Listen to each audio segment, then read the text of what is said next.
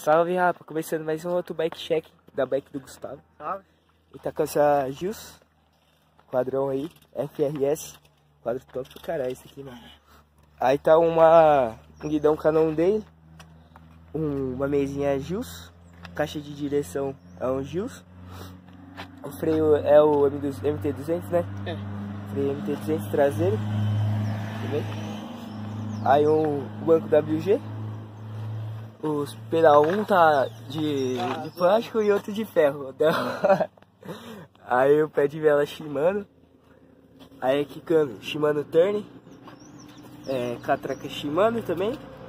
O cubo traseiro, ó, o cara é patrocinado pela Alcre, tá ligado, né, mano? Ele falou que ele acha que é um Shimano. Aí a folha é o VMAX, que usa aí o inox, tá ligado? Aí o disco traseiro.